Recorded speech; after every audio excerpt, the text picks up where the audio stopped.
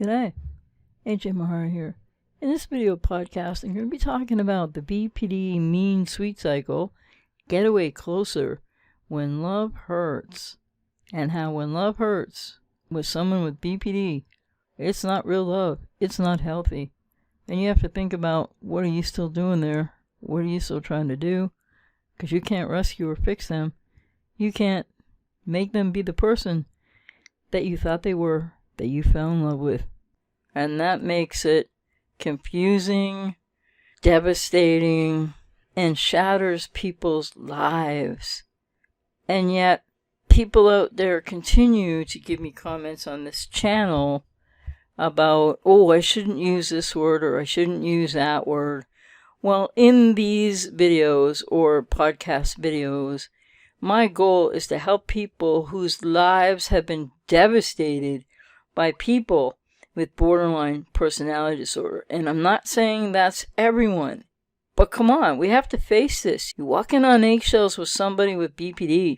You're gonna crack the eggshells. Because whether you really know it yet, realize it, or have totally processed it, when you're trying to love somebody with borderline personality disorder, especially untreated, doesn't know they have it, or just not engaging treatment, in denial, running from their pain, the eggshells are just more massive. It's really you, as a loved one, in whatever relationship type, trying to bring down the defenses of the person with borderline personality disorder, and that cannot be done by you.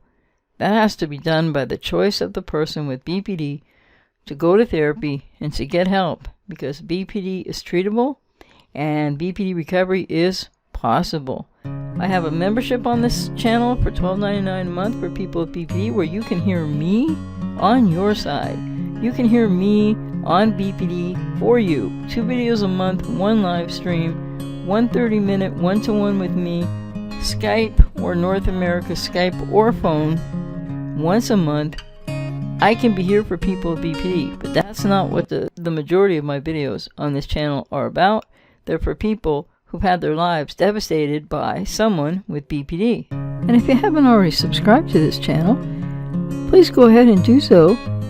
Hit the notification bell and choose all notifications so that you won't miss any of these upcoming videos on this topic and many others. If you're in a relationship with somebody right now with BPD, or you were, you likely experienced the mean sweet cycle. People with BPD can be really sweet in the beginning, or sometimes for those who are family members, etc., different types of relationships, they can just be sweet sometimes. But then all of a sudden, where does the sweetness go? Where does that sort of kind person that you think they are go?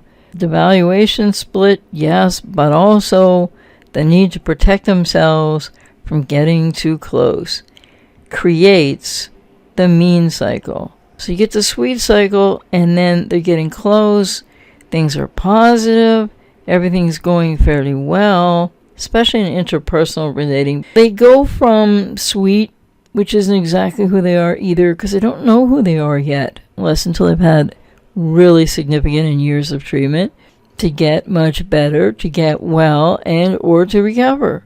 The sweet cycle does come from idealization, but the mean cycle is when they get into not only devaluation, but this getaway closer. Because now, in a sweet cycle, everything is great, everything is wonderful, or very good, right? And then it's too much for them. They can't handle it. It's not what people with BPD are used to, especially in the 75% adverse childhood experience, a lot of negative, painful, hurtful experience that they have in their childhoods, and it's unresolved as they become adults, and they are still walking around with this very young, adverse childhood experiences that created arrested emotional development by the age of 2. They didn't grow really beyond that emotionally. Maybe a little bit, but, not to adulthood for sure. Emotionally. So the mean cycle of borderline personality disorder is also the valiant struggle that people with BPD do make to try to make relationships work, to try to tolerate the intolerable with a lack of container of self inside of them. That means they're trying to tolerate something intolerable from their past. That's not about you as a loved one or a family member or a friend or the favorite person. And if you haven't already subscribed to this channel, please go ahead and do so. Hit the notification bell and choose all notifications so that you won't miss any of these upcoming videos on this topic and many others. This mean cycle is the apex of the repetition compulsion cycle, subconscious in those with BPD, to relational rupture, because they experience this in young childhood to varying degrees. So they don't really attach to you in the first place in the sweet cycle, in the idealization sweet cycle, where they're trying to get close and they want to get close. But what they don't know, what they're not aware of, is that the closer they get, the more this is an experience by them as a fear of engulfment, which leads to feelings of annihilation, which are very subconscious. People with BPD get very uncomfortable very quickly and have to distance really quickly.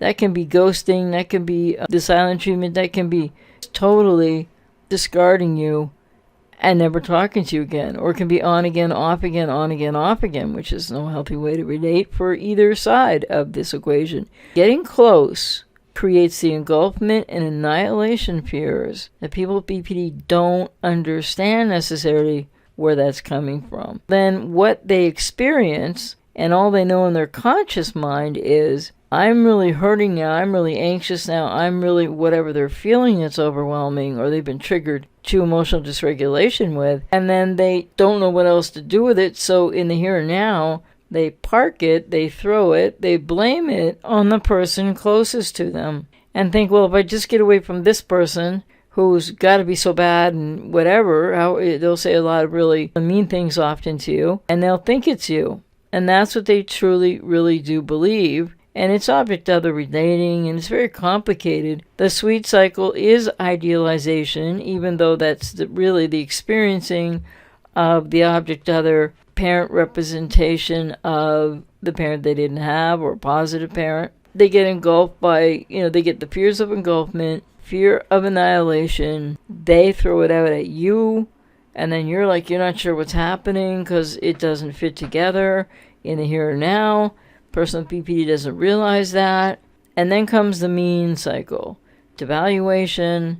But again, it's that other end of the approach avoidance conflict in borderline personality disorder. And so then what happens is they need distance, and they need it right away, and they need it quickly. And the thing that's so devastating for people is often this is final, or it's on again, off again. It's not communicated. Because people with BPD often don't understand what's happening for them. So how can they help you to understand what's happening with them if they don't understand it either? And then the other thing about this is people with BPD in this mean sweet cycle, which is also the getaway closer, they don't understand, or they have the self-absorption, but I don't mean that in a mean way or a devaluing way or an empathic way to people with BPD. But that self-absorption is the cathexis of energy inward, because they need to protect against triggered, dysregulated, dissociated emotions that's really coming from their past. What they're re-experiencing something in the here and now, but many of them aren't consciously aware of that. Delving even deeper in the channel memberships, if you're interested in hearing even more about this than on my channel, please check the join button. The getaway closer in people with borderline personality disorder is really that struggle of the approach avoidance conflict, which is the engulfment, annihilation at one end, like I've explained, and also the fear of abandonment at the other side. So they get too close, they don't know how to handle it, and then they need distance. And then they distance, and that might be by fighting, silent treatment, raging at you, causing chaos, a lot of conflict and confusion. And then the next thing you know, you're not sure how you feel. You're hurt. You're what's going on here? And then maybe you're a little withdrawn. They come back and you're a little withdrawn. And then they think that you abandon them. And it just starts another cycle of conflict and chaos and arguing, or absolute silence and or a discard. Getaway closer is really people with BPD having this need and desire to get close to that object other parent representation of good parent that they never had often in their childhoods. And so they don't really know how to do that. That didn't happen for them in childhood. So they're kind of looking at every loved one, especially, in significant other relationships, but in other relationships too, as that parent. The parent is supposed to know how they feel, know what they need, know what they want, and give. Well, they take. Not exactly like a narcissist would take. People with BPD are lacking reciprocity and mutuality. And love, really, with people with BPD, is just a four-letter word. It's not love at all. When love hurts the way that it does, and it shatters people and lives, and people lose themselves, and the other side, these people with BPD who are in a world of hurt of their own, it's not love. And then it becomes addiction. Then it becomes an unhealthy bond. The sweet and then mean or mean-sweet cycle of BPD is really fused in and merged with this getaway closer. At the center of it all is the impossibility of consistent or congruent, mutual, reciprocal, adult, healthy love, attachment, or relating.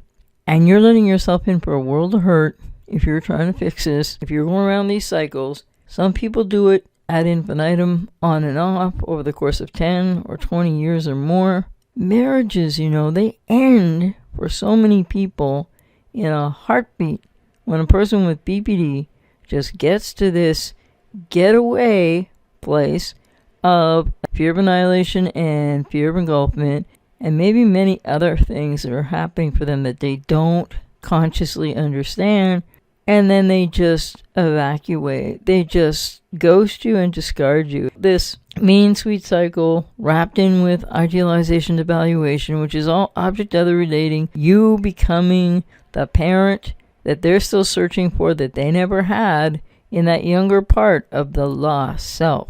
And the other thing about this is to get away closer, it's a cycle, and it is the impossibility of attaching. They can't attach to you. They have interrupted attachment or no attachment in childhood. So it's not even ambivalent or anxious or avoidant. It's just not there. And they don't feel safe, and they don't know how to do it.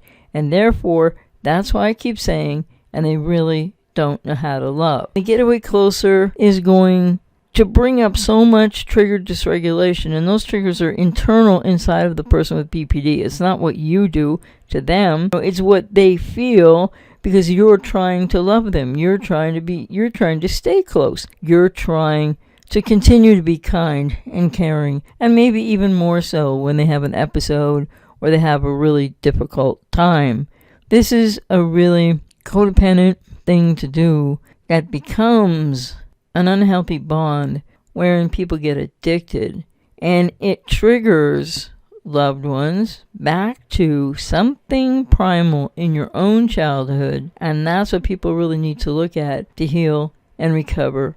And I just want to say also, I'm going to have some courses coming soon. The memberships on the channel are here, and I'm going to delve in deeper there. These relationships, I can't say it enough. I work with client after client. I have so many clients right now, such a heavy client load of people that have had their lives and their selves shattered by loving somebody with BPD, because they end up loving someone who doesn't really exist as they thought they were, who they thought they were. They end up loving somebody, you're loving their potential. After failed relationships, to recycle and go around this again is to deny yourself the lessons that you need to learn here, to deny yourself the healing and the way that you need to move forward in your life so that you can find peace and you can find a relationship that's healthier for you. And the person with BPD needs to go on their own journey to find their own health, to find their own mental health, and to find their own self so that they can go through a healing process and recovery process so they can go forward in their life at some point, likely sometime later if they'll even engage the process. And that's a lot of work in therapy, and nobody should hang around thinking, well, maybe this person is going to go get that help and this is going to work out and we'll ride off into the sunset together, because that's not going to happen. You've already been wounded, and if you're an ex now and it wasn't your choice, or whether it was your choice, you may be shattered emotionally. You may not recognize who you are. You may have acted in ways that you can't believe, which I call it's BPD by proxy. You don't have BPD, but you're over your limits and you're over your boundaries, and it's not healthy. And so the question that I ask with empathy and compassion is, what are you doing? And what are people doing after breakups, wanting to get hoovered, wanting to get them back, or hoovering the borderline, actually? Why do you want to write that letter? To help them out extra more. The point is, it's great to have compassion for people, but when you've been hurt, devastated, shattered, torn apart, as many of the clients I work with and people write about all over the internet, then you really need to take care of yourself, and you really need to know yourself better. You need to get into a healing recovery process of your own and leave the person with BPD to do the same for themselves. So take care now.